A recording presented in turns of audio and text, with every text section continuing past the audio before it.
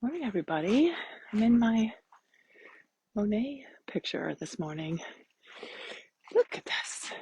Very beautiful. You feel like you're in a Monet? How gorgeous. Okay, so I'm preparing a team workshop and a keynote for the fall. So send me your team challenges. Send me all the women docs and nurses and healthcare workers that are challenged day to day. Send me your challenges. I would love to hear because I'm glad to share any resources I find because I love digging through the research, dust off the research, and help us day to day in our workplaces. So, growth mindset, there's a great book by Dr. Carol Dweck, who's done all kind of research about learning styles, praising kids, teens, adults, talks at Google, etc. And so she talks a lot about the growth mindset versus the fixed mindset. So when you're praising your kids, now that school's starting soon, college, kindergarten, preschool, your team at work, it all works because as humans, we have a lot of similarities, right? So what you want to praise is the effort more than the result. So she said, there was a time in the 1990s that people were praised for the results, for the outcome, and it kind of backfired. So, now they're recommending that you praise more for effort, for taking on a challenge, for the teamwork. Oh, I have a little friend. Hi, good morning. Good morning. How are you? Are you going to share the road with me? Good morning. Are you good? Go ahead. I'll wait for you. Go on. Go on. It's okay. Go on. There you go. Okay. All right, my little friend. Okay. See if they have any other little friends. No? We're good. Oh, there you are. All right. Well, have a good day. It's all right. Go on. Do you have other friends? All right, I'm going to go over here. It's all good. All right, we'll see you next time. Bye. Toodaloo. All right. I know. Extra friendly deer. Okay. All right, we're all good. They're still watching me. Okay, so when you're praising your team, like the deers, so we don't want to talk about the outcome. We want to talk about the level of effort. So it was really neat. Dr. Carol Dweck she actually worked with a video company, I suppose a coding company, made a game, a math game, but used neuroscience principles and used growth mindset principles. And the kids on the game and the teens were rewarded on their effort, their process, and their systems that they used to solve the problems, not necessarily the problem or the answer.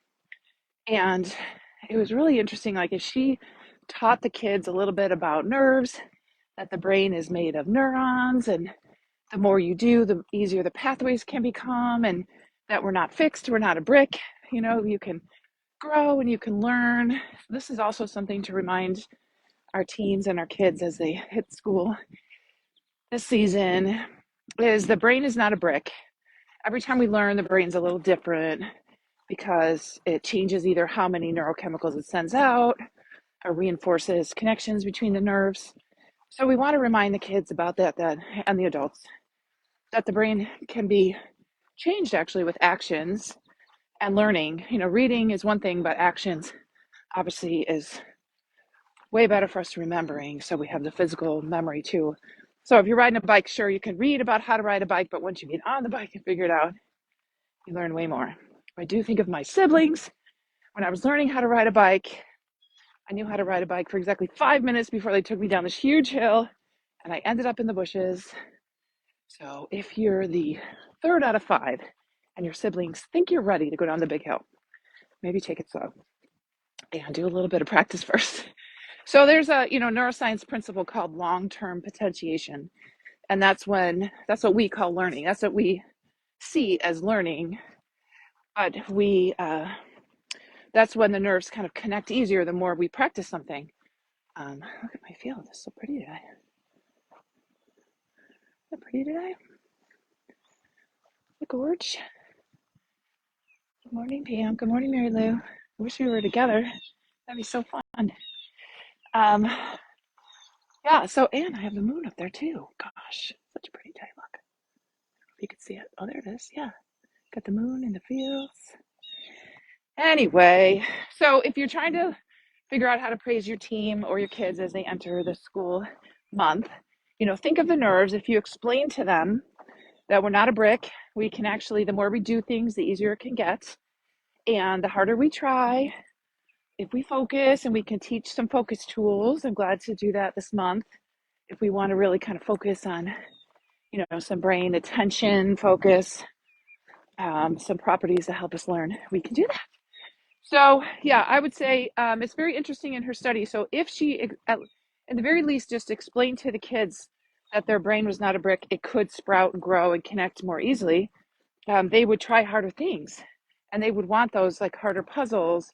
And she had some great stories about teachers that did amazing work. A kindergarten class in Harlem that was rated whatever, and then came out 95th percentile in the state because the teacher used these growth mindset principles and used a lot of not yet. Like if you don't know how to do this, you just say yet. You don't know how to do it yet because you have an organ between your ears that helps you learn. So it was really neat, I thought, just very powerful that these simple messages of not yet or yet, if you say like, I don't know how to do that, and you can add yet, you don't know how to do that yet. I think that's a great reminder for kids and your teams.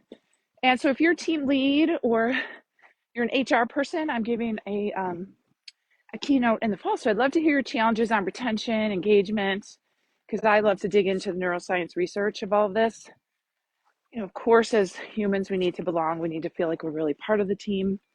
And we have to meet that need in order for our teams to come up with the big ideas. And how do we help our team to see their impact and to feel their deep meaning and purpose? How do we speak to those parts of the brain that love those deep meaning and purpose feelings rather than just like this doesn't matter kind of actions at work? So it's really important to tie our work to a meaning, to a purpose, because there's a part of the brain that is nonverbal and just needs that sense that it matters, right? Of course, we all want to feel that we matter and that what we're doing today matters for someone, right? So growth mindset tips of the week to use this week: say not yet or yet. If someone on your team or in your family says, I can't do that, say yet. And just remind them it's not a brick. It can learn, it can grow and change.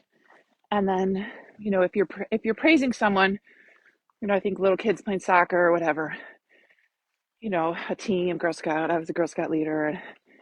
Who do you want to praise? You want to praise the kids that are trying, that are putting some good effort. They're staying with it. They're trying to solve a problem. That's what you want to praise, not the outcome, not the grade. You want to praise the effort. It makes a big difference. So read the book Mindset by Dr. Carol Dweck, Dweck. It's really great, very instructive. If you don't have time to read, you could watch her TED Talk. So she lays it out. There's a recording of one of her Google Talks too, if you want the more business sense of her work. But very interesting stuff. Well, have a great day. I'm going to leave you from my Monet picture. What do you think? Okay, have a great day. I'll see you later.